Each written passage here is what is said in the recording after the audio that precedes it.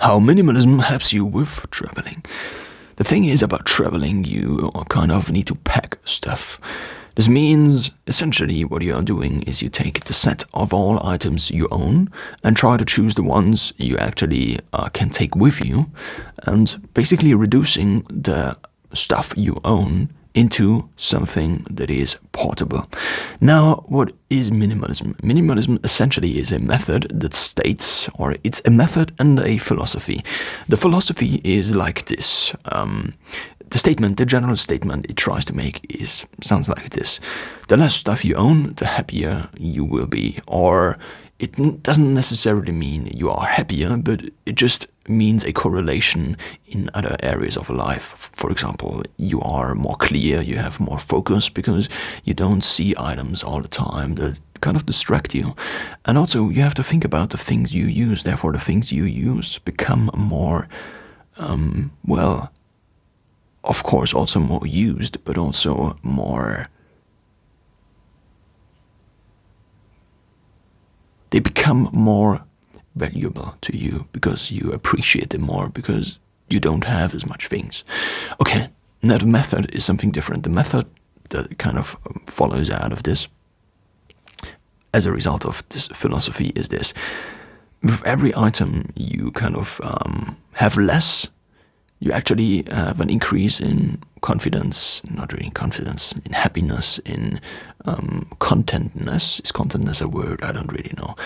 The thing is, you essentially have a graph, and this graph states, so if you would plot the amount of items you own and the amount of happiness you have in your life, or the amount of focus you have in your life, or the amount of friction you have if you want to get items out of your item collection, then essentially what happens is with every unit of stuff you lose, you essentially gain a certain unit in these other positive things. This of course only is true up to a certain point. For example, if you have someone who only owns one pair of pants and one shirt, for example, it doesn't necessarily increase the happiness of this person. For example, also if this person is living in a country that has a continental climate, living without a single shirt and just the pants probably won't do any good for this person in particular. Therefore, the method is only true for all the cases where, or all the people that who have too much stuff to begin with. That kind of states the argument, I guess. States the argument isn't really a thing, but nevertheless, what has minimalism to do with traveling? Basically, it's kind of the same, it's a similar pattern of thought. Because if you pack, you also have to trim down all the items you own into a set of items that is very much a subset of all these items. And you only, of course, pick the items you really need. This means, of course, if you go on traveling these days, you take your phone with you because it's a very essential item.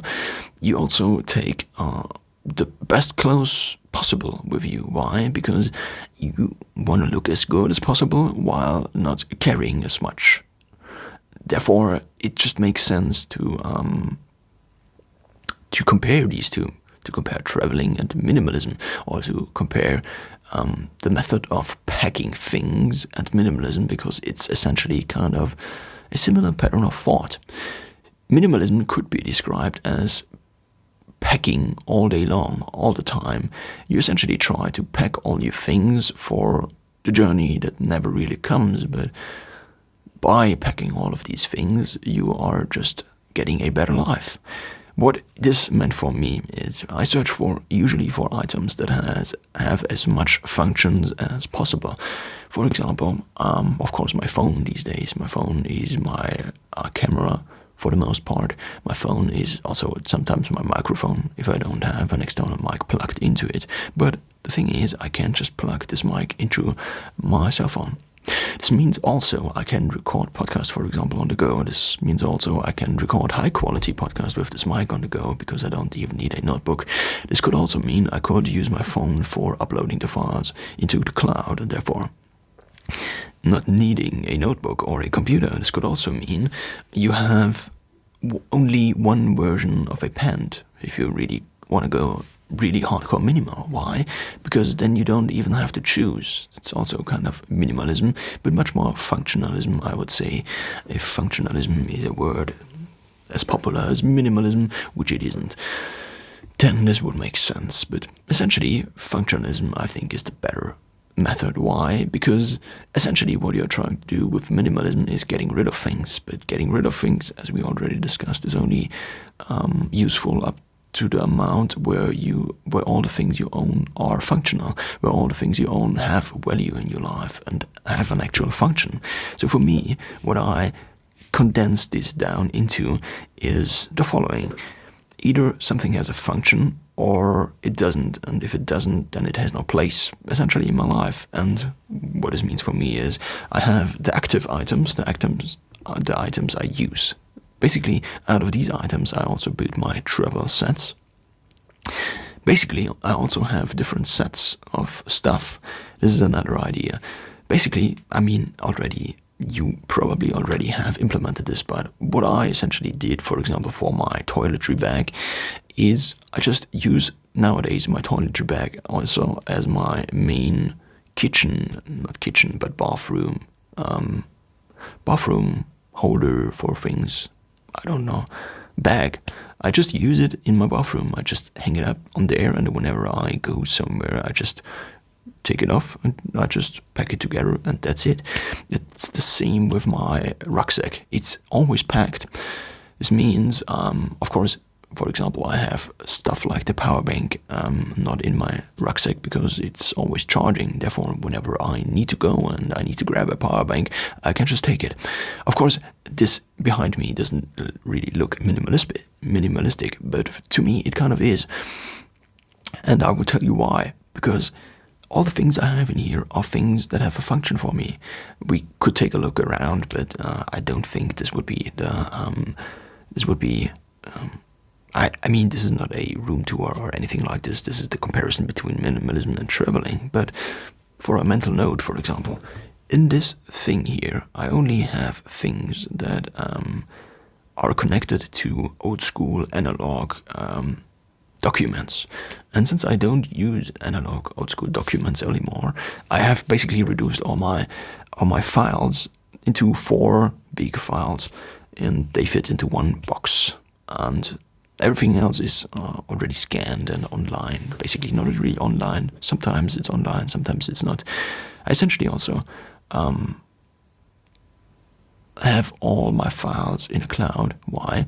Because whenever I lose a notebook, which happens, or whenever the notebook reboots itself, or whenever the hard drive fails, I have a saved copy of all my files. And this means I don't have to worry about hardware copies anymore, like hardware copies or physical copies anymore.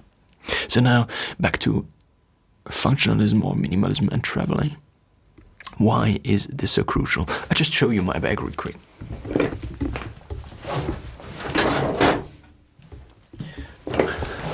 Because maybe it essentially gets a little bit more tangible if I just show you examples. At least I figured. So for example, I have the rucksack. This is my standard rucksack. I just take wherever I go, except when I do sport, because in sport you don't need this much. So this is essentially a backpack. And what this backpack is it has a subset of all the things I need, kind of. So, for example, I do have headphones in it. Why headphones? Because I use headphones all the time, and therefore I also have headphones in here. And they aren't even the headphones I use all the time, because, let's face it, sometimes you forget the headphones, and then you just want to have a subset of, or basically an item that's identical in use, also in your backpack. Then, yeah, I mean, there are many other things. I don't really know how much sense it makes now to discuss all of these. But, for example, minimalism kind of means for me that I have my backpack, and here is standard place for my notebook whenever I take it off of my desk. It just goes in here. This is the natural place for it. And this also means whenever I'm traveling, I already have a place for my notebook. And this also means, yeah, well, I mean, I don't need to pack a bag for a specific case. Of course, I could. And also, if, for example, I go on a hike, what I could do is I can just take this bag and just take all the items I would use for the hike out of it, because in here are all the items I need for example, you could say that this bag is essentially something I could survive out of for 2 days. Of course, I need clothes and stuff like this, but for example, I always have a rain jacket in there. I mean, I don't need a rain jacket all the time, but if I do, I have it in there. And if it really starts to pour down and I'm on the bike somewhere, riding down, I don't know, then this means I have a rain jacket in there. This doesn't necessarily mean you should always wear a rain jacket, or a raincoat. But the thing is, if you have it in there, then you have it in there. Of course, there is an argument to be made that you essentially now could take a whole closet with you all the time. But the thing is, that's not really practical, so therefore you have to find the items that have the most function for you and then put it into a backpack.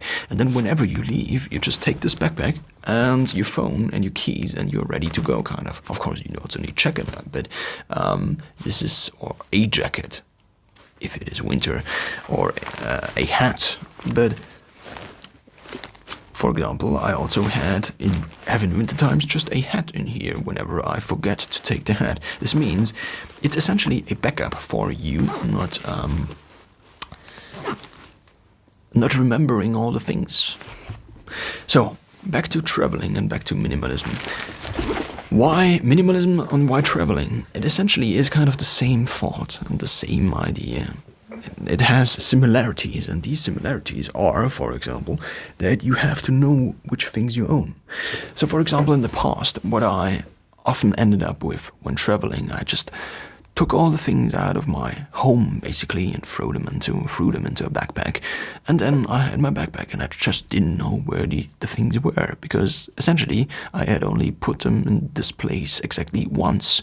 And what happened was that I just didn't know where the items were, and I just searched for it. And then you're standing in Paris, for example, and you're trying to get your camera or a new battery, and you then have to remember where you put the battery in your rucksack, in your gigantic rucksack, where also other stuff is in there, and you threw in the jacket 2 hours before.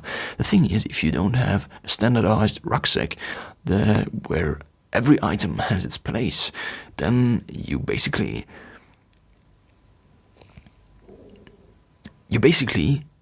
are creating a new rucksack every single time, and you just have to remember all the items' location every single time. And this means if you are out and about, then you open up your bag and then something flies out, and this something is probably something that has value to you, but you can kind of lose it, which happened to me many times, where I just discovered after a trip, for example, that I just lost a few items, or I just lost my portemonnaie. And this is stuff that's not really nice to deal with, because essentially what happens is dealing with lost items, for example, is a much bigger hassle than actually organizing your things before. So now, applying the same principle at home is kind of minimalism again, or functionalism. You only want the items you essentially use, and if you reduce the number of items, or if you pay more attention to the items, which of course is correlating to the idea of minimalism and also to the method of minimalism, because if you get rid of things, you have to think about all the things you have, and therefore,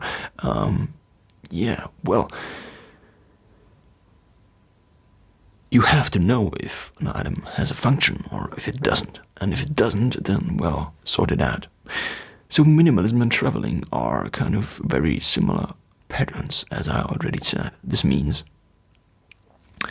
try to apply the traveling mindset at home, and try to apply getting things ready for the eventual trip, if you want to have an eventual trip.